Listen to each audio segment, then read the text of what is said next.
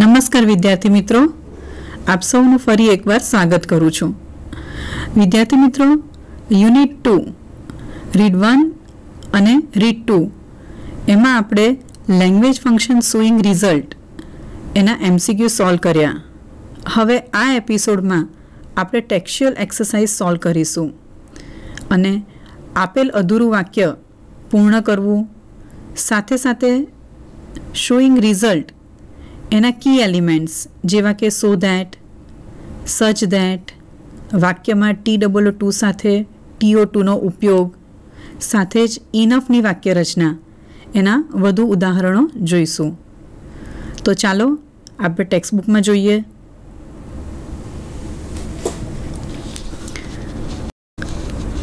Language function છે showing result. વિદ્યાર્થી મિત્રો, અહીં F1 માં A, B, Seema Mrs Mehta અને સાહિલનો ડાયલોગ, ત્યારબાદ ડીમાં પણ કન્વર્ઝેશન અને ડાયલોગ્સ આપ્યા છે. આ તમારે વાંચવાના છે. F2માં આપણે આ લેંગ્વેજ ફંક્શનમાં વાક્ય રચનાની સમજણ માટે કઈ રીતે વાક્ય સાચું પસંદ કરવું તે જોઈએ. ઉદાહરણ ટેક્સ્ટબુકમાં આપ્યા જ છે, તેની વિગતે ચર્ચા કરીએ. Read examples and notice the true and false statements as meanings given below them. ઉદાહરણ પહેલું જોઈએ. This mobile phone is too costly for an ordinary rickshaw driver to buy. અહીં અર્થ સમજીએ. પહેલું છે ઇટ ઇઝ ચીપ. આ વાક્યમાં એવું કહેવા માંગે છે કે આ મોબાઈલ ચીપ છે, તો ના. વાક્યમાં લખ્યું જ છે કે this mobile is too costly. એનો અર્થ થાય છે કે this mobile is very costly. કોના માટે? તો for an ordinary rickshaw driver, કે જેથી તે શું કરી શકે તેમ નથી, that he cannot buy it. તો બીજું વાક્ય જોઈએ. It is very costly but he can buy it. તો આ અર્થ પણ સાચો નથી. અને ત્રીજું વાક્ય જોઈએ. It is very costly and he cannot buy it. તો આ વાક્ય બંધ બેસે છે અર્થની રીતે. બીજું ઉદાહરણ જોઈએ. This mobile phone is not costly enough. જેનો અર્થ થાય છે આ મોબાઈલ ફોન કોસ્ટલી નથી for a middle class worker to buy. તો વાક્ય જોઈએ. He can afford it. આ મોબાઈલ કોસ્ટલી નથી કે જેથી તે ખરીદી શકે તેમ છે. That means it is cheap. બીજું વાક્ય જોઈએ. It is very costly but he can buy it. તો આ અર્થ પણ વાક્ય સાથે બંધ બેસતો નથી. અને ત્રીજું it is very cheap and he can not buy it. તો આવો અર્થ તો છે જ નહીં કે ફોન ચીપ છે અને તે ખરીદી શકે તેમ નથી. અહીં જો આ ટુ એ TOO વાળી વાક્ય રચના માટે નથી વપરાયું, એ હેતુ માટે વપરાયું છે. નેક્સ્ટ ઉદાહરણ જોઈએ. This mobile phone looks delicate enough. અર્થ થશે આ મોબાઈલ ફોન ડેલિકેટ છે for a young girl to have it. એક યંગ ગર્લ ખરીદી શકે એના માટે યોગ્ય હોય તેવો આ ફોન છે. તો જુદા જુદા અર્થ જોઈએ આપણે. It looks very much delicate so that she can not have it. એ વધારે ડેલિકેટ છે એટલે એ ફોન આ છોકરી ખરીદી શકે તેમ નથી. તો આ અર્થ પણ આ વાક્યનો નથી થતો. બીજું વાક્ય જોઈએ. This phone looks very much delicate. આ ફોન ખૂબ ડેલિકેટ દેખાય છે so that she can have it, કે તે લઈ શકે તેમ છે. It is proper for a young girl. ત્રીજું જોઈએ. It does not look very delicate. આ ફોન વધારે ડેલિકેટ લાગતો નથી. તો અહીં જોઈએ વાક્યમાં લખેલું જ છે ધીસ ફોન લુક્સ ડેલિકેટ. તેથી આ ત્રીજું વાક્ય પણ ખોટું છે. It does not look very delicate so she can't have it. અને ચોથું જોઈએ, the girl has sufficient money to buy this phone. આ છોકરી પાસે એટલા પૈસા છે કે તે આ ફોન ખરીદી શકે તેમ છે. તો આ અર્થ અહીં સાચો હોઈ શકે. નેક્સ્ટ એક્ઝામ્પલ જોઈએ. This mobile phone looks too delicate, means very delicate for a truck driver to have it. વિદ્યાર્થી મિત્રો, અહીં અર્થની રીતે પહેલું વાક્ય જોઈએ. It looks very delicate so that he will have it. અહીં TOO2ની વાક્ય રચના TO2 સાથે વપરાય છે, જે નેગેટિવ મિનિંગ દર્શાવે છે. તેથી પહેલું વાક્ય ખોટું છે. બીજું જોઈએ. It looks very much delicate, એટલો બધો ડેલિકેટ છે so that he will not have it, કે ટ્રક ડ્રાઈવર તે પસંદ ન કરે. તો આ અર્થની રીતે સાચું છે. ત્રીજું જોઈએ. It does not look very delicate, એ વધારે ડેલિકેટ નથી. તો વિદ્યાર્થી મિત્રો આ તો શરૂઆતમાં જ વાક્ય ખોટું આપ્યું છે. તમે અહીં અર્થ જોશો તો this mobile phone looks delicate and it is very delicate એમ કહેવા માંગે છે. જ્યારે અહીં ત્રીજા વાક્યમાં છે this mobile phone does not look very delicate. તેથી આ વાક્ય પણ ખોટું છે. અને ચોથું વાક્ય જોઈએ. Drivers don't like such delicate phones. તો આ વાક્ય અર્થની રીતે સાચું છે. એ જ રીતે આ વાક્યોને વિગતે સમજવા માટે બીજી આપણે ફંક્શનલ એક્સરસાઇઝ કરીએ. Now read the sentences taken from function exercise 1 and write true for the options with similar meaning.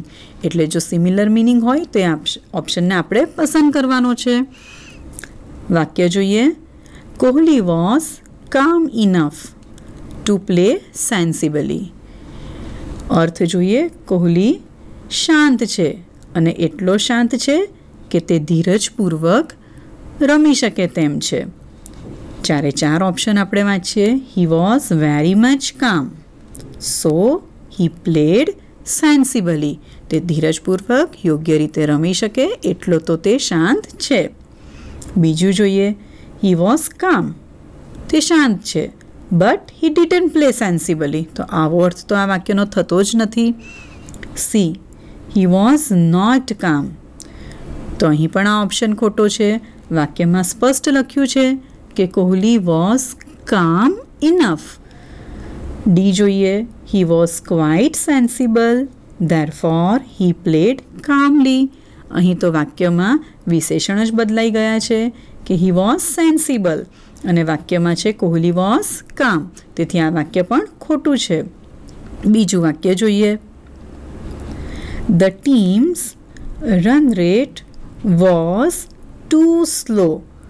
ટીમનો રન રેટ ઘણો ઓછો હતો to chase the winning score. જીતવા માટેનો જે સ્કોર છે તે ચેઝ ન કરી શકાય તેટલો ટીમનો રન રેટ ધીમો હતો. ઓપ્શન જોઈએ. The team's run rate was very slow so that they could chase the winning score. વિદ્યાર્થી મિત્રો, અગાઉ તમને જણાવ્યું જ છે કે TOO2 સાથે TO2ની વાક્ય રચના મોટે ભાગે વાક્યમાં નેગેટિવ અર્થ દર્શાવે છે. જો આ વાક્ય ત્યારે સાચું હોઈ શકે જ્યારે કુડ સાથે નોટ હોય. The team's run rate was very slow so that they could not chase the winning score.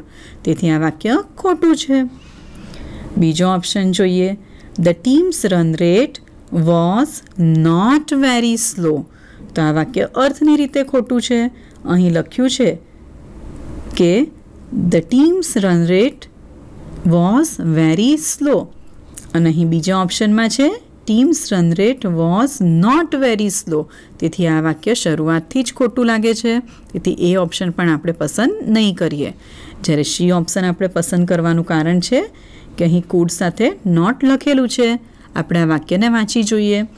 The team's run rate was very slow so they could not chase the winning score. અને છેલ્લો option જોઈએ. The team won the match due to their fast play. અહીં તો language function showing result દર્શાવતું કી element છે જ નહીં.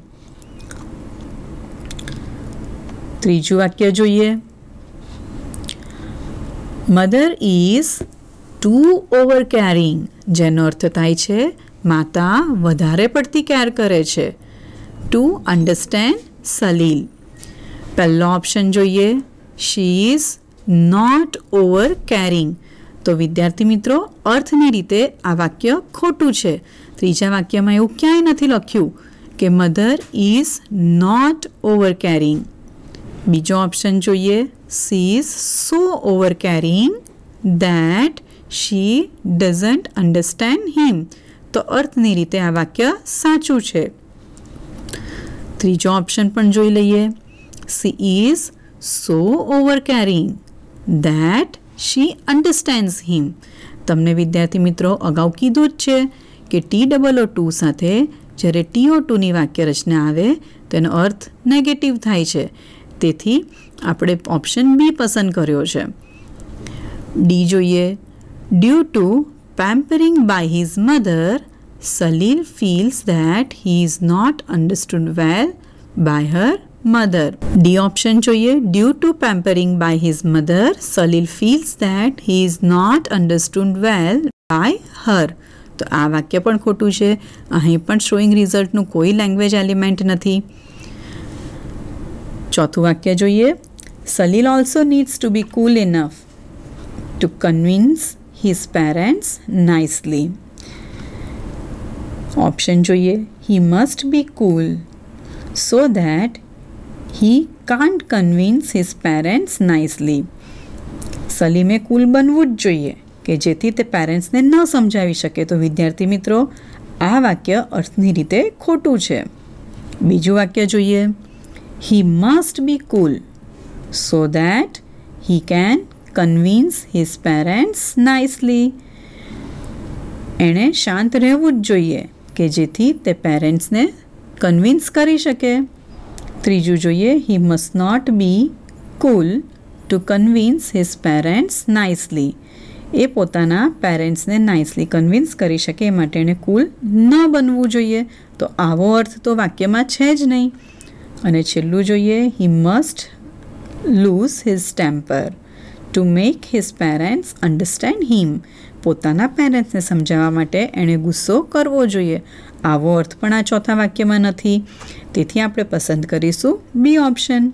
F2માં આપણે જે ઉદાહરણો કર્યા તેના આધારે તમારે F3 એક્સરસાઇઝ જાતે કરવાની છે. અહીં વાક્ય વાંચીએ. Due to his poor result, John was too sad to say a word. અહીં બે વાક્યો છે, એમાંથી અર્થની રીતે સાચો ઓપ્શન પસંદ કરવાનો છે. He was so sad that he didn't or he couldn't speak word. કે પછી he was so said that he said many words. વિદ્યાર્થી મિત્રો, આમાંથી પહેલો કે બીજો કયો ઓપ્શન સાચો છે અર્થની રીતે? આ પ્રથમ વાક્ય સાથે એ તમારે પસંદ કરીને નોટબુકમાં લખવાનું રહેશે.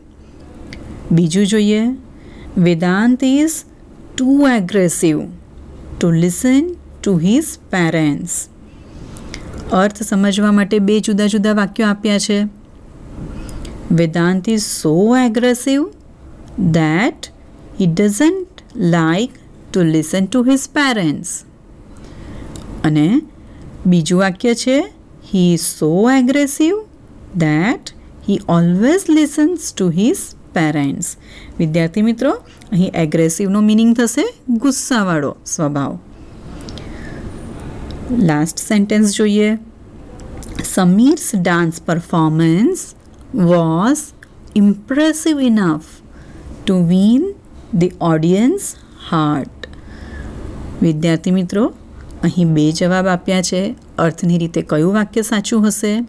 આપણે વાક્ય વાંચી જોઈએ. His performance could not win the audience hearts. અને બીજું વાક્ય છે. His performance was so impressive that he could win the audience hearts.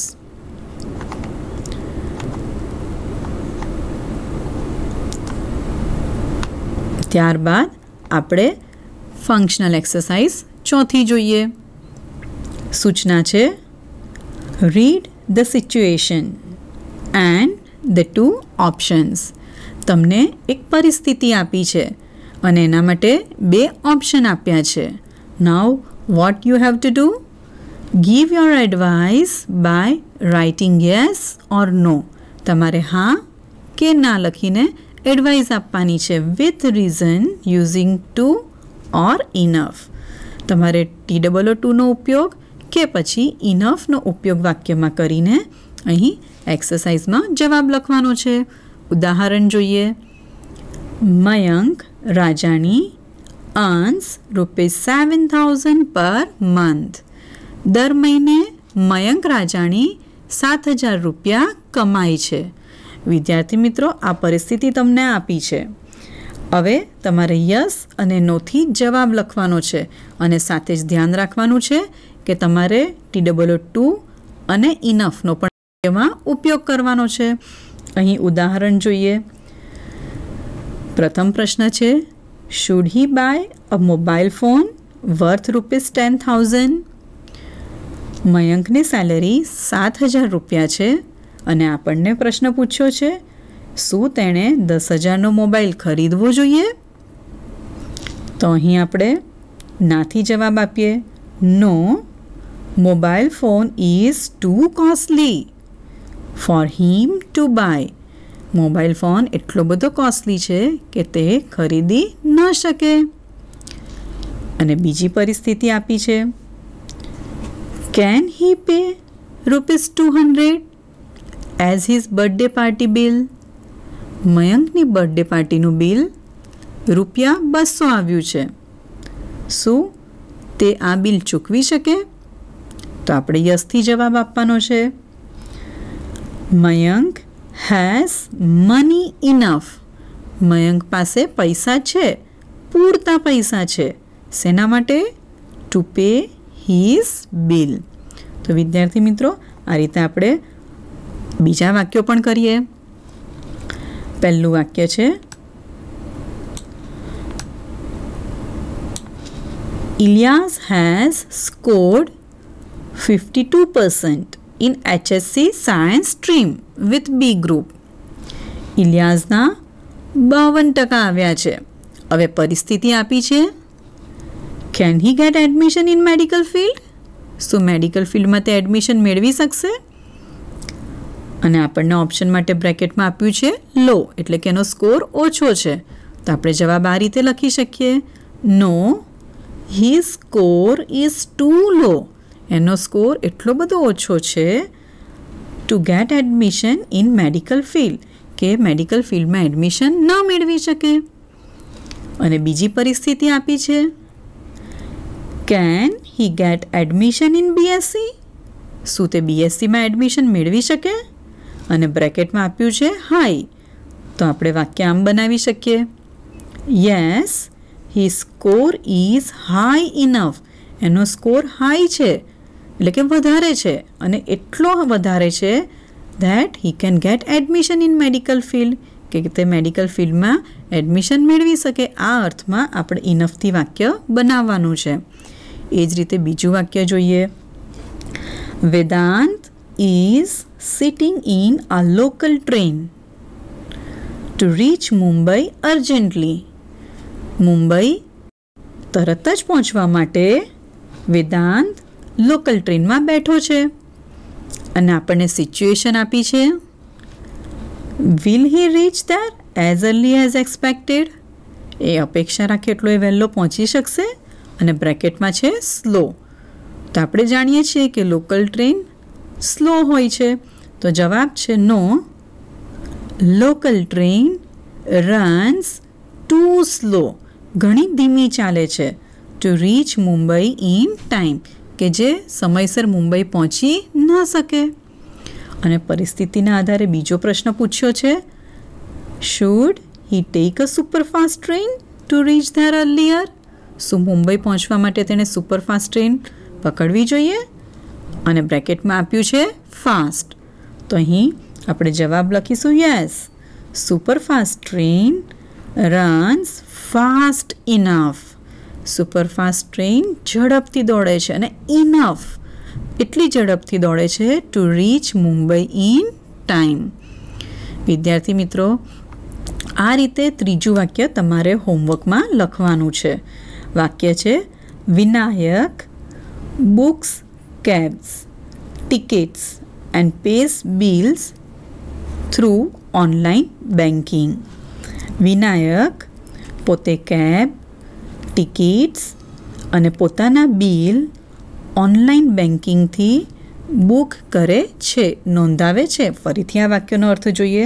Vinayak શું કરે છે? હી બુક્સ, એ બુકિંગ કરાવે છે કેબનું એટલે કે ગાડીનું, ટિકિટનું અને પોતાના બિલ પણ ચૂકવે છે ઓનલાઈન બેન્કિંગથી. હવે આપણને આ પરિસ્થિતિના આધારે બે પ્રશ્નો પૂછ્યા છે. Is it advisable enough four him two write the password in his diary? શું એ ડાયરીમાં પોતાનો પાસવર્ડ લખે તો શું એ સલાહભર્યું છે? અને બ્રેકેટમાં આપ્યું છે સેફ, સલામતી માટે. અને બીજો પ્રશ્ન આ પરિસ્થિતિના આધારે પૂછ્યો છે. Should he motivate his friends for online banking? શું એણે પોતાના મિત્રોને ઓનલાઈન બેન્કિંગ કરવા માટે પ્રેરણા આપવી જોઈએ? અને બ્રેકેટમાં છે કન્વિનિયન્ટ એટલે કે સગવડભર્યું.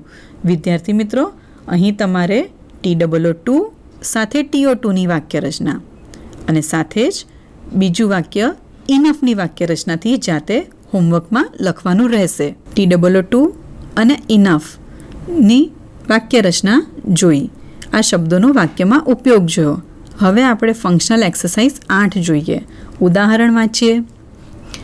Jenis was so tired that he could not walk further. Jenish એટલો બધો થાકી ગયો હતો કે તે ઝડપથી ચાલી શકે તેમ ન હતો. હવે આ જ વાક્ય આપણે સચ ધેટથી પણ લખીએ. Jenish was such a tired boy that he could not walk further. વિદ્યાર્થી મિત્રો, આપણે એપિસોડ 2માં જ્યાં MCQ સોલ્વ કર્યા ત્યાં જોયું કે જ્યારે આપણે સચ ધેટનો વાક્યમાં ઉપયોગ કરીએ છીએ ત્યારે સચ પછી વિશેષણ અને વિશેષણ માટે સંજ્ઞા લખવી જરૂરી છે. જેમ કે Jenish was such a tired boy that he could not walk further. બીજું ઉદાહરણ જોઈએ. The park is so beautiful that people visit it every now and then. બગીચો એટલો સુંદર છે કે જેના પરિણામે લોકો અવારનવાર તેની મુલાકાત લે છે. આ જ વાક્ય આપણે સચ ધેટથી લખીએ. It is such a beautiful park that people visit it every now and than. Exercise કરીએ આપણે. સૂચના છે read the questions and complete the answers using the words given in the brackets using to, enough and so that. ઉદાહરણ આપ્યું છે. વિદ્યાર્થી મિત્રો, આ ઉદાહરણમાં આપણે so that અને such thatની વાક્ય રચના જોઈ અને અગાઉ આપણે TOO અને enoughની વાક્ય રચના જોઈ હતી. હવે આપણે આ એક્સરસાઇઝમાં such thatનો ઉપયોગ વાક્યમાં કરતા શીખીશું. પહેલું વાક્ય જોઈએ. You are too young a boy to cast your vote. વાક્યમાં સચ ધેટનો ઉપયોગ કરીએ. You are such a young boy. વિદ્યાર્થી મિત્રો, અગાઉ કીધું તેમ સચ પછી વિશેષણ અને વિશેષણ પછી સંજ્ઞા લખીશું. You are such a young boy that you can not cast your vote. તું એટલો નાનો છોકરો છે કે તું મત આપી ન શકે. બીજું ઉદાહરણ જોઈએ. He is so old a person that the driving license cannot be issued. અહીં પણ such thatનો ઉપયોગ કરીએ વાક્યમાં. He is such an old person that driving license can't be issued to him. ફરી જોઈએ. સચ પછી વિશેષણનો ઉપયોગ થયો છે અને વિશેષણ પછી પર્સન એ સંજ્ઞાનો ઉપયોગ થયો છે. તે એટલો તો ગરડો વ્યક્તિ છે કે ડ્રાઇવિંગ લાયસન્સ તેને ન આપી શકાય. વાક્ય ત્રીજું જોઈએ. Meera was bold enough to slap that eve teaser. ચોથું વાક્ય જોઈએ. His result was so nice that he got admission in that college. વિદ્યાર્થી મિત્રો, આ વાક્ય નંબર 3 અને 4 તમારે હોમવર્ક તરીકે નોટબુકમાં કરવાના રહેશે. ત્યારબાદ આ વાક્યોને વિગતે સમજવા માટે ફંક્શનલ એક્સરસાઇઝ 11 જોઈએ. સૂચના વાંચીએ. Work in groups of 6 or 7. Match A with B. Write at least 4 sentences for each item as shown in example. વિદ્યાર્થી મિત્રો, અહીં તમારે ગ્રુપમાં કામ કરવાનું છે. 6 કે 7 વ્યક્તિનું ગ્રુપ બનાવવાનું છે અને ઉદાહરણ પ્રમાણે એટલીસ્ટ 4 વાક્ય તમારે બનાવવાના છે. એનો અર્થ થાય છે 4થી વધુ વાક્ય પણ બની શકે, પરંતુ આપણે ઓછામાં ઓછા 4 વાક્ય તો બનાવવાના જ છે. Mark your time to find out which group completed it first. અને વિદ્યાર્થી મિત્રો, કયું ગ્રુપ પહેલાં આ કામ કરે છે તેમાં સમય પણ નોંધજો. ઉદાહરણ જોઈએ. ઉદાહરણમાં આપ્યા છે 2 વિશેષણ, સ્મૂથ અને હિલી, અને બીજું ક્રિયાપદ આપ્યું છે ટુ વોક, અને અહીં 4થી વધારે એટલે કે 6 વાક્યો આપ્યા છે. આપણે જોઈએ. This road was so smooth. This road was smooth enough to walk. અર્થ થાય છે આ રોડ સ્મૂથ છે અને ઇનફ એટલો સ્મૂથ છે કે આપણે ચાલી શકીએ. એ જ વાક્ય સો ધેટથી લખ્યું છે. This road was so smooth that they could walk properly. કે તેઓ પ્રોપરલી ચાલી શકે તેમ છે. વિદ્યાર્થી મિત્રો, જ્યારે તમને આ વિશેષણ આપ્યા હોય છે સ્મૂથ અને હિલી, તો એ વિશેષણ માટે કોઈ પણ એક સંજ્ઞા આપણે જાતે લખવી પડે. જેમ કે અહીં રોડ માટે સ્મૂથ અને હિલી આ બંને વિશેષણ વાપરી શકાય તેમ છે. અને જ્યારે આપણે સો ધેટથી વાક્ય બનાવીએ છીએ ત્યારે આપણે કર્તા તરીકે કોઈ પણ એક નામ પણ લખવું પડે. જેમ કે તમે આ વાક્યને આમ પણ લખી શકો છો. The road was so smooth that I could walk properly. એનો અર્થ થાય છે કે ધેટ પછી તમારે કોઈ પણ એક કર્તા લખવો જરૂરી છે. ત્રીજું વાક્ય જોઈએ. It was such a smooth road. એટલો તો સ્મૂથ રોડ હતો that they could walk properly. ચોથું વાક્ય જોઈએ. This road was too hilly. એટલે કે આ રોડ એટલો ટેકરાવાળો હતો, પથરાળ હતો કે અમે તેના પર કમ્ફર્ટેબલી ન ચાલી શક્યા. પાંચમું વાક્ય જોઈએ. This road was so hilly that they could not walk comfortably. અને લાસ્ટ સેન્ટેન્સ જોઈએ. It was such a hilly road that they could not walk comfortably. વિદ્યાર્થી મિત્રો, આપણે એક ઉદાહરણ જોઈ જઈએ. ઉદાહરણ છે ડલ અને ક્લેવરનું. પહેલું વાક્ય જોઈએ. He is so dull that he can't solve the problem. તે એટલો બધો નબળો છે કે તે આ પ્રોબ્લેમ સોલ્વ કરી શકે તેમ નથી. અહીં આપણે સો અને ધેટનો ઉપયોગ કર્યો છે. હવે એ જ વાક્ય આપણે ક્લેવરમાં બનાવીએ. ડલના સ્થાને ક્લેવર વિશેષણ વાપરીએ. He is so clever. તે એટલો બધો હોશિયાર છે that he can solve the problem. કે તે પ્રોબ્લેમ સોલ્વ કરી શકે તેમ છે. He is too dull. તે એટલો બધો નબળો છે ટુ સોલ્વ ધી પ્રોબ્લેમ. કે તે પ્રોબ્લેમ સોલ્વ ન કરી શકે. આ અર્થમાં ત્રીજું વાક્ય વપરાયું છે. ચોથું. He is clever enough. તે એટલો તો ક્લેવર છે ટુ સોલ્વ ધી પ્રોબ્લેમ. કે તે પ્રોબ્લેમ સોલ્વ કરી શકે. વિદ્યાર્થી મિત્રો, અહીં એ અને બી કોલમમાં વિશેષણો આપ્યા છે અને બી કોલમમાં ક્રિયાપદો આપ્યા છે.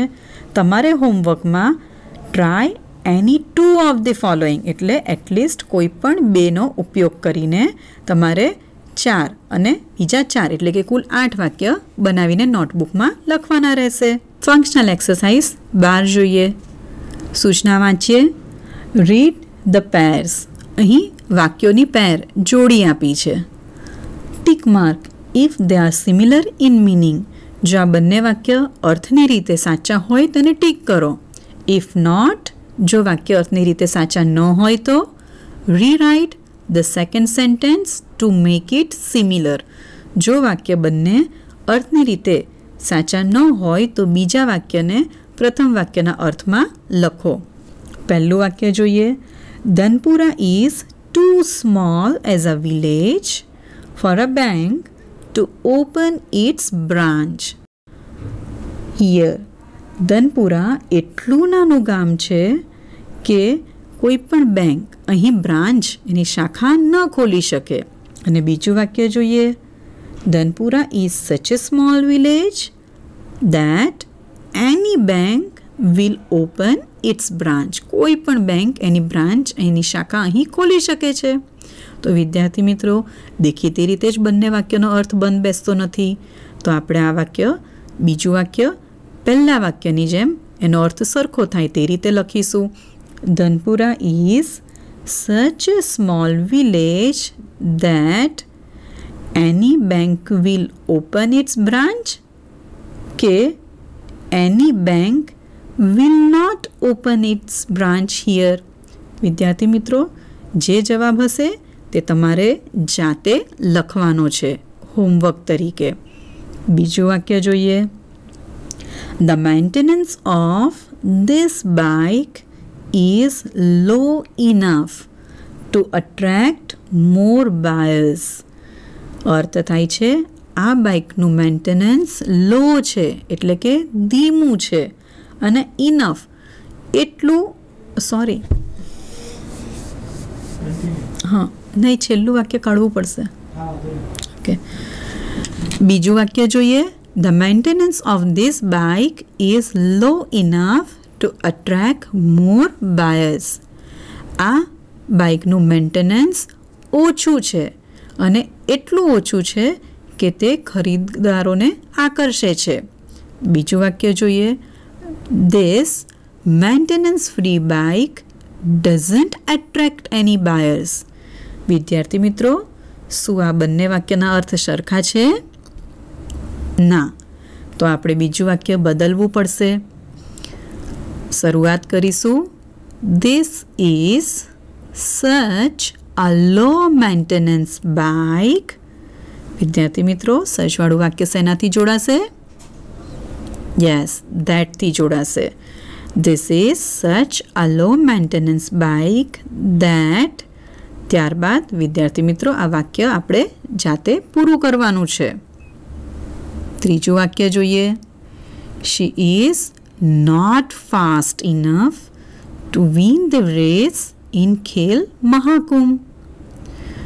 અને બીજું વાક્ય આપ્યું છે. Hemangini is such a fast runner that she will win the race in Khel Mahakumbh. વિદ્યાર્થી મિત્રો, દેખીતી રીતે જ બંને વાક્યમાં અર્થ બંધ બેસતો નથી. પહેલા વાક્યમાં લખ્યું છે she is not fast enough, તે ઝડપી નથી. અને બીજા વાક્યમાં છે she is a fast runner. તો આપણે અહીં પણ બીજું વાક્ય બદલવું પડશે કે Hemangini is too slow too, અથવા તો શી ઇઝ ટુ સ્લો. એ રીતે વાક્યની શરૂઆત કરીશું અને અધૂરું વાક્ય વિદ્યાર્થી મિત્રો તમારે પૂરું કરવાનું રહેશે. ચોથું વાક્ય જોઈએ. APJ Abdul Kalam had such an effective personality that people still love him. Abdul કલામની પર્સનાલિટી એટલી ઇફેક્ટિવ છે કે લોકો હજી તેને પ્રેમ કરે છે. અને બીજું વાક્ય જોઈએ. People steel love doctor Kalam for his charismatic personality. તો આ વાક્ય મિનિંગની રીતે સરખા જ છે, તેથી આ વાક્યમાં આપણે કોઈ ફેરફાર નહીં કરીએ. આ વાક્ય અર્થની રીતે સાચા જ છે, તેથી અહીં આપણે બીજું વાક્ય બદલવાની જરૂર નથી. વિદ્યાર્થી મિત્રો, આપણે ખાસ યાદ રાખવાનું છે કે આ F12 એક્સરસાઇઝ તમારે હોમવર્કમાં લખવાની રહેશે. વિદ્યાર્થી મિત્રો, યુનિટ 2 રીડ 1 અને રીડ 2 આ બંનેનો રાઇટિંગ ટાસ્ક પણ આપણે કરવાનું છે. પહેલું રાઇટિંગ ટાસ્ક છે describe your favourite cartoon series in about 100 words. You can use this points. તમારે તમારી જે કોઈ પણ ફેવરિટ કાર્ટૂન સિરીઝ છે તેનું ડિસ્ક્રિપ્શન કરવાનું છે. આપણને એક્ઝામમાં પેરેગ્રાફ રાઇટિંગ આવે છે, તેના માટે આ ઉપયોગી નીવડશે. સૌપ્રથમ તમારે નેમ ઓફ ધ શો, તમને કઈ કાર્ટૂન સિરીઝ ગમે છે, either Chhota Bheem or Mickey Mouse Clubhouse or any other series that you have to write. ત્યારબાદ who are the main characters, એના મેઇન કેરેક્ટર્સ કોણ છે તે તમારે લખવાનું છે. ત્યારબાદ તમે જે કોઈ પણ કાર્ટૂન સિરીઝ, જે કાર્ટૂન શો જુઓ છો, who is the creator of that series, એ સિરીઝના ક્રિએટર કોણ છે તેની નોંધ કરવાની છે. ત્યારબાદનો મુદ્દો છે સ્ટોરી લાઇન અને થીમ. તમે જે કોઈ પણ કાર્ટૂન જુઓ છો એની થીમ શું હોય છે, એની સ્ટોરી શું હોય છે તેનું ટૂંકમાં વર્ણન કરવાનું છે. અને છેલ્લે why do you like it, તમને શા માટે ગમે છે તેનો ઉલ્લેખ કરવાનો છે, એનું પણ ટૂંકમાં વર્ણન કરવાનું છે. રાઇટિંગ 2 જોઈએ. સૂચના છે draw or paste an image of your favourite Walt Disney cartoon character and write a note answering this questions. નીચે જે પ્રશ્નો આપ્યા છે એના જવાબ આપવાના છે તમારે. અને તમારે વોલ્ટ ડિઝનીનું કોઈ પણ કાર્ટૂન કેરેક્ટર કે જે તમને પસંદ હોય એનું ચિત્ર તમારે દોરવાનું છે, ક્યાં તો ચોંટાડવાનું છે. વિદ્યાર્થી મિત્રો, પેરેગ્રાફ રાઇટિંગમાં પણ આવું તમને કામ લાગી શકે. તમને પેરેગ્રાફ રાઇટિંગનો ટોપિક પૂછી શકે કે માય ફેવરિટ કાર્ટૂન કેરેક્ટર, તેમાં પણ તમને આ ઉપયોગી નીવડશે. ત્યારબાદ આપણે આ પાઠની એક્ટિવિટી જોઈએ. અહીં એક્ટિવિટીમાં છે visit some websites to know more about Disney and his world of imagination. Walt Disney વિશે વધુ જાણવા માટે નીચે આપેલી વેબસાઇટને સર્ચ કરો, એની મુલાકાત લો અને એની દુનિયાને જાણો. વિદ્યાર્થી મિત્રો, અહીં સૂચના આપી છે visit some websites to know more about Disney and his world of imagination. આ પણ તમે ગ્રુપ એક્ટિવિટી કરી શકો. તમારે તમારી શાળાની કમ્પ્યુટર લેબમાં અથવા તો જ્યાં પણ ઇન્ટરનેટની સગવડ હોય ત્યાં તમે આ વેબસાઇટ જે અહીં લખી છે એની વિઝિટ લઈને વોલ્ટ ડિઝની વિશે વધુ વિગતો જાણી શકો છો. અહીં લખ્યું છે find out interesting things which are not mention in read 1. આપણું યુનિટ 2નું રીડ 1 અનફર્ગેટેબલ વોલ્ટ ડિઝની, એમાં વોલ્ટ ડિઝની વિશે જે બાબતોનો ઉલ્લેખ નથી થયો અને તમને ગમતી કે રસપ્રદ બાબતોનો તમે નોંધ કરી શકો છો. Present them before the class using PowerPoint presentation or chart. અને જો શક્ય હોય તો તમે વર્ગના વિદ્યાર્થીઓની સામે તેની રજૂઆત પણ કરી શકો છો. વિદ્યાર્થી મિત્રો, આ ત્રીજા એપિસોડમાં આપણે ફંક્શન શોઈંગ રિઝલ્ટ એના વધારે ઉદાહરણો જોયા અને રાઇટિંગ ટાસ્ક અને એક્ટિવિટી એ પણ આપણે કરવાની રહેશે. આભાર.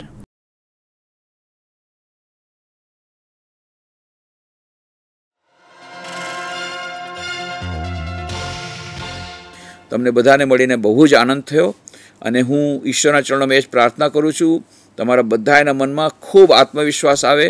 ગમે એવી મુસીબત આવે તો પણ ડરવાનું નથી. મારી અંદર આત્માની અનંત શક્તિ રહેલી છે. તમે આ કરશો તો હું તમને વિશ્વાસ દેવડાવું છું કે તમારો અંદરનો આત્મવિશ્વાસ જાગૃત થશે અને તમે મનની એકાગ્રતા તમારી વધશે. એને મોટાઓના આશીર્વાદથી, વડીલોના આશીર્વાદથી, ઈશ્વરની કૃપાથી, તમારા પુરુષાર્થથી અવશ્ય સારું રિઝલ્ટ આવશે. ઈશ્વરના ચરણોમાં પ્રાર્થના કે તમને સૌને ઈશ્વર આવી શક્તિ આપે કે તમે વગર ટેન્શને સરસથી એકાગ્રતાથી ભણી શકો અને પછી એમાં સારી પરીક્ષામાં સારા નંબર મેળવી શકો. હરિઓમ તસ. 21મી સદી આપણને કારકિર્દીની અનંત તક આપે છે. જે વિદ્યાર્થીઓ 10મા ધોરણ પછી શું કરવું, કઈ કારકિર્દી પસંદ કરવી એવી મૂંઝવણમાં હોય, તેઓ પોતાની રુચિ અને ક્ષમતાઓના આધારે ઘણા બધા ક્ષેત્રોમાં કારકિર્દી બનાવી શકે છે. આવું એક ક્ષેત્ર છે વિજ્ઞાન અને ટેકનોલોજી. ચાલો જાણીએ આ ક્ષેત્ર વિશે અને આ ક્ષેત્રમાં કારકિર્દીની વિવિધ તક વિશે. આજે વિજ્ઞાન અને ટેકનોલોજી આપણા જીવનનો એક અભિન્ન ભાગ છે. ગઈ સદીમાં થયેલ તકનીકી પ્રગતિઓએ આપણા જીવનના દરેક ભાગને સ્પર્શ કર્યો છે. તે પછી ભલે આપણા હાથમાં સ્માર્ટફોન્સ હોય કે મંગળયાન હોય, ગર્ભની ગતિવિધિઓથી લઈને ધરતીકંપો માપવા સુધી વિજ્ઞાન અને ટેકનોલોજી સર્વવ્યાપી છે. તકનીકી ક્ષેત્ર એવી પસંદગી આપે છે જે રોજગાર અથવા સ્વરોજગારની તક ઊભી કરે છે. જેમ કે 10મા ધોરણ પછી ITI, 10મા પછીનો ડિપ્લોમા અને ઉચ્ચતર માધ્યમિક તકનીકી અભ્યાસક્રમો. આ અભ્યાસક્રમો પૂરા કર્યા પછી વિદ્યાર્થીઓ પાસે કામ કરતી વખતે વ્યવહારુ જ્ઞાન પ્રાપ્ત કરવાનો અને દૂરસ્થ શિક્ષણ દ્વારા ઉચ્ચ શિક્ષણ મેળવવાનો વિકલ્પ હોય છે. આ ઉપરાંત ITI કોર્સ પૂર્ણ કર્યા પછી એક પોસ્ટ SSC ડિપ્લોમાના બીજા વર્ષમાં મેરિટના આધારે એડમિશન લઈ શકે છે. જો વિદ્યાર્થીઓએ 10મા ધોરણ સુધી ગણિત અને વિજ્ઞાનમાં રુચિ રાખીને સખત કામ કરી બતાવ્યું છે અને તે સખત કામ કરવાની ક્ષમતા રાખે છે તો પછી પોસ્ટ SSC ડિપ્લોમા કરી શકાય છે. 3 વર્ષનો ડિપ્લોમા પૂરો કર્યા પછી એન્જિનિયરિંગના બીજા વર્ષમાં મેરિટ આધારિત પ્રવેશ મેળવી શકાય છે. વિજ્ઞાન પ્રવાહમાં 11મું અને 12મું પૂર્ણ કર્યા પછી કોઈ પ્યોર સાયન્સ અથવા એપ્લાઇડ સાયન્સ પસંદ કરી શકે છે. પ્યોર સાયન્સમાં ભૌતિકશાસ્ત્ર, રસાયણશાસ્ત્ર, વનસ્પતિશાસ્ત્ર, ભૂસ્તરશાસ્ત્ર, mathematics, electronics, statistics, biotech, genetics, nanotechnology, astrophysics, astronomy વગેરેનો સમાવેશ થાય છે. 12મા પછી BScમાં પ્રવેશ કરી શુદ્ધ વિજ્ઞાન લઈ શકાય છે અને પછી MSc, MPhil, PhD જેવા વ્યવસાયિક અભ્યાસક્રમો કરી શકાય છે જે સંશોધન અથવા શિક્ષણ ક્ષેત્રે અનેક કારકિર્દીની તક આપે છે. 12મા સાયન્સ પછી એપ્લાઇડ સાયન્સની પસંદગી ટેકનિકલ ક્ષેત્ર તરફ લઈ જાય છે, જેમાં ઇલેક્ટ્રિકલ, ઇલેક્ટ્રોનિક્સ અને telecommunication, mechanical, chemical, computer science, civil, mining, automobile, IT વગેરે જેવા એન્જિનિયરિંગના ક્ષેત્રમાં વિવિધ તજજ્ઞતાનો સમાવેશ થાય છે. આમાંના કોઈ પણ એન્જિનિયરિંગ અભ્યાસક્રમમાં પ્રવેશ મેળવવા માટે JEE મેઇન પરીક્ષા અથવા સંયુક્ત પ્રવેશ પરીક્ષાઓને પાસ કરવી જરૂરી છે. એ જ રીતે JEEના સંયુક્ત પ્રવેશ પરીક્ષામાં ઉચ્ચ સ્કોર મેળવ્યા પછી IITમાં આશરે 10,000 બેઠકોમાં પ્રવેશ શક્ય છે. વિજ્ઞાન અને તકનીક ક્ષેત્રે શાળાના વર્ષોથી જ વિજ્ઞાન અને ગણિતના વિષયો માટે અનુરાગ આવશ્યક છે. નવી વસ્તુઓ શીખવાની તૈયારી, તાર્કિક રીતે વિચારવાની ક્ષમતા અને વસ્તુઓ કેવી રીતે કાર્ય કરે છે તે માટેની જિજ્ઞાસા વગેરે પૂર્વ જરૂરિયાતો છે. વિજ્ઞાન અને તકનીકીના અભ્યાસક્રમો મુખ્યત્વે અંગ્રેજીમાં શીખવાતા હોવાથી અંગ્રેજી ભાષાના કૌશલ્યો પણ મહત્વના છે. આ ક્ષેત્રોમાં ઉપલબ્ધ રુચિ, ક્ષમતાઓ અને અસંખ્ય તકના આધારે તમારા સપનાની કારકિર્દી પસંદ કરવાનું શક્ય છે.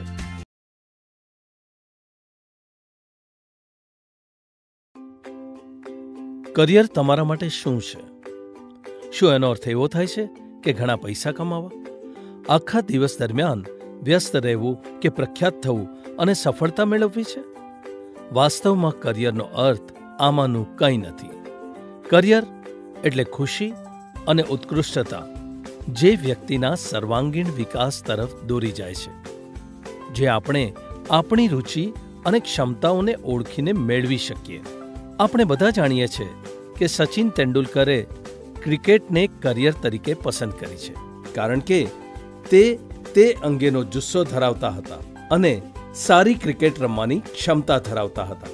તેમણે આ ક્ષેત્રમાં શ્રેષ્ઠતા પ્રાપ્ત કરવા માટે ખૂબ મહેનત અને નિષ્ઠા સાથે તેમની કુશળતામાં સતત સુધારો કર્યો છે, જેના કારણે તેઓ સર્વાંગી વૃદ્ધિ પ્રાપ્ત કરી શક્યા. દરેક વ્યક્તિ અનન્ય છે અને અલગ અલગ ક્ષમતાઓ અને રુચિ ધરાવે છે. તેથી દરેક વ્યક્તિની પાસે એક વિશિષ્ટ કરિયરનો માર્ગ છે. તમારી કરિયર તમારા ભાઈ બહેન કે પછી તમારા પ્રિય મિત્ર જેવી જ હોવી જોઈએ એ જરૂરી નથી. તમારા પોતાની અનન્ય કરિયરના માર્ગને વ્યાખ્યાયિત કરવા માટે કરિયર મેજિક ફ્રેમવર્ક મદદરૂપ થઈ શકે છે. આ કરિયર મેજિક ફ્રેમવર્કમાં 3 મુખ્ય ભાગો છે: રુચિ, ક્ષમતા અને તક. જે કંઈ પણ તમે કરો છો એ તમને કરવું ગમે છે અને તમે સમયનું ભાન ગુમાવી બેસો તેને અભિરુચિ કહેવાય છે. ક્ષમતા એ જ્ઞાન, શક્તિ, આવડત અને કૌશલ્ય કે જે કોઈ ચોક્કસ વસ્તુ કરવા ધરાવે છે. અને તક એટલે સમાજની આવશ્યકતા છે અને જેના માટે તે પૈસા ચૂકવવા માટે તૈયાર છે. આ 3 ભાગોનું આંતરછેદ એ કરિયર છે. જો આ ત્રણેય પૈકી કોઈ એક ખૂટે છે તો પછી જે રહે છે તે એક શોખ, એક સ્વપ્ન અથવા એક નોકરી. ઉદાહરણ તરીકે સંતોષ ક્રિકેટ રમવાનું પસંદ કરે છે અને તે મોટો થઈને સફળ ક્રિકેટર બનવા માંગે છે. ક્રિકેટના ક્ષેત્રમાં ઘણી તક છે. જો કે સંતોષ લાંબા સમય સુધી તાપમાં રહી શકતો નથી. એનો અર્થ એ કે સંતોષ માટે ક્રિકેટર બનવાનું માત્ર સ્વપ્ન જ હોઈ શકે છે, કરિયર નહીં. નેહા વાંચવાનું પસંદ કરે છે અને એક દિવસમાં 100 કરતાં વધારે પાના વાંચી શકે છે. જો કે ફક્ત પુસ્તકો વાંચીને પૈસા કમાવવામાં કોઈ સારી તક નથી. આમ નેહા માટે વાંચન માત્ર એક શોખ હોઈ શકે છે, કરિયર નહીં. અદ્વૈતના પિતા સફળ વ્યવસાય સાથે જોડાયેલા છે.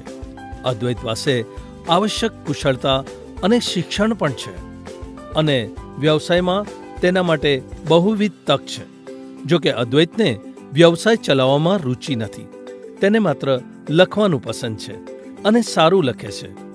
આમ એક વેપારી બનવું તે જ નોકરી હોઈ શકે છે જેના માટે તેને પૈસા મળે છે, પણ અદ્વૈત માટે તે કરિયર નથી. મોહન ખેતી પસંદ કરે છે અને ઘણી વખત તેના મિત્રના ખેતરમાં લાંબા કલાકો સુધી કામ કરે છે.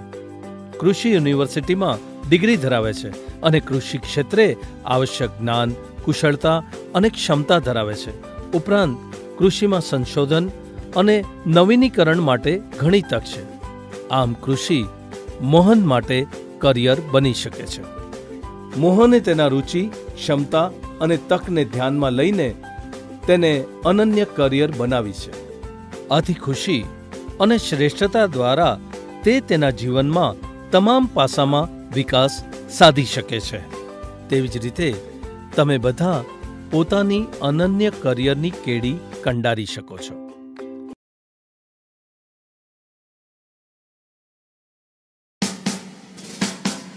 એકવીસમી સદી આપણને કારકિર્દીની અનંત તક આપે છે. જે વિદ્યાર્થીઓ 10મા ધોરણ પછી શું કરવું, કઈ કારકિર્દી પસંદ કરવી એવી મૂંઝવણમાં હોય તેઓ પોતાની રુચિ અને ક્ષમતાઓના આધારે ઘણા બધા ક્ષેત્રોમાં કારકિર્દી બનાવી શકે છે. આવું એક ક્ષેત્ર છે ગણવેશધારી સેવાઓ.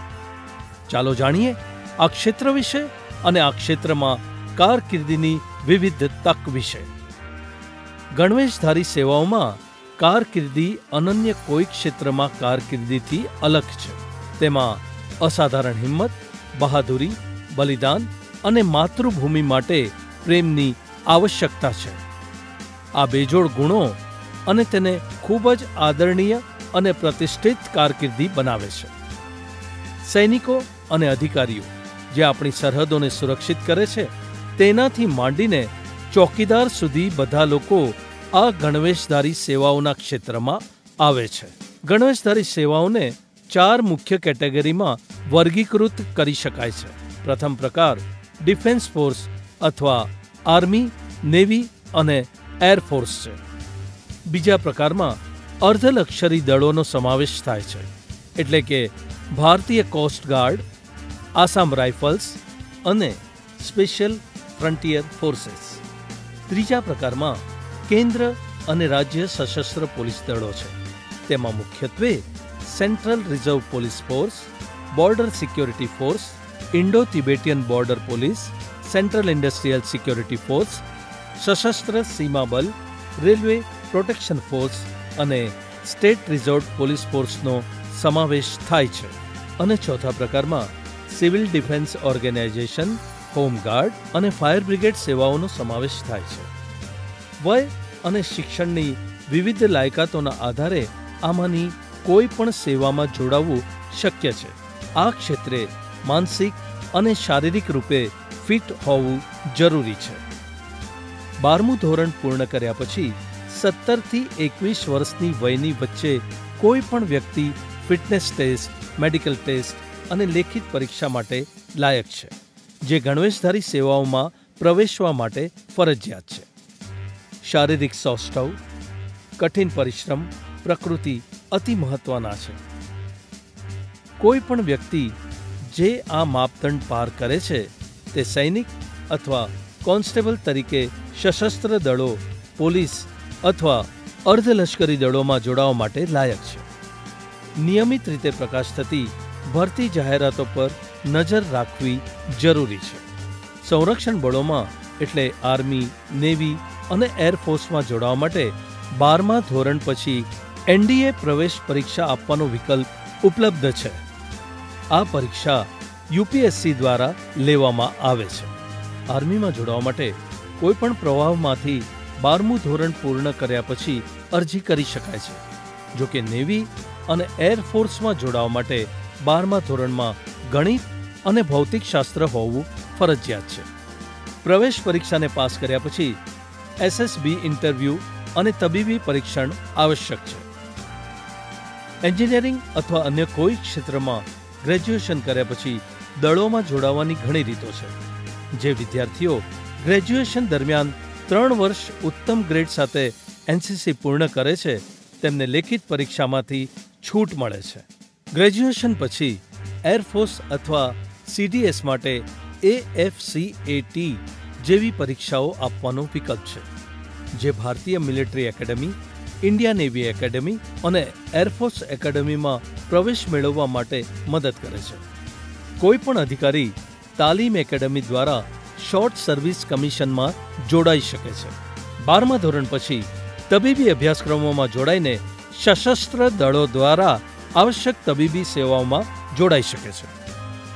તેવી જ રીતે જુનિયર કમિશન અધિકારી અથવા JCO તરીકે સશસ્ત્ર સેવાઓમાં જોડાવા માટે વિવિધ તકનીકી અભ્યાસક્રમો જેમ કે pathology, laboratory, radiology, hotel management, nursing વગેરેનો સમાવેશ થાય છે. પોલીસ સેવાઓમાં જોડાવા માટે સમયાંતરે તેમની ભરતી ડ્રાઈવ દ્વારા આવવું ફરજિયાત છે. ગ્રેજ્યુએશન પૂર્ણ કર્યા પછી GPSC અથવા UPSC પરીક્ષાઓ દ્વારા અધિકારીઓની ભરતી કરવામાં આવે છે. CBI, RAW અથવા IB માટે પસંદગી પણ UPSC દ્વારા થાય છે. ટ્રાફિક પોલીસ વિભાગ દ્વારા ભરતી માટે સમાન પ્રક્રિયા અનુસરવામાં આવે છે. પોલીસ દળોમાં જોડાયા પછી બહુવિધ આંતરવિભાગીય કારકિર્દીની તક છે, જેને ઝડપી શકીએ છીએ. કારકિર્દીનો અન્ય રસ્તો છે સીધા ગણવેશધારી સેવાઓમાંથી સંબંધિત નથી તે ખાનગી સિક્યોરિટી એજન્સીઓ જે સ્થાનિક રીતે કાર્ય કરે છે. ગણવેશધારી સેવાઓમાં કારકિર્દી બનાવવા માટે શારીરિક સૌષ્ઠવ મહત્વનું છે, કારણ કે તે ખૂબ જ માંગ ધરાવતું ક્ષેત્ર છે. તેમજ માનસિક રીતે ખડતલ હોવાનું પણ મહત્વનું છે. વર્તમાન સમાચાર અને ગતિવિધિઓમાં પણ રુચિ ધરાવવું મહત્વનું છે. આ ક્ષેત્રોમાં ઉપલબ્ધ રુચિ, ક્ષમતાઓ અને અસંખ્ય તકના આધારે તમારા સપનાની કારકિર્દી પસંદ કરવાનું શક્ય છે.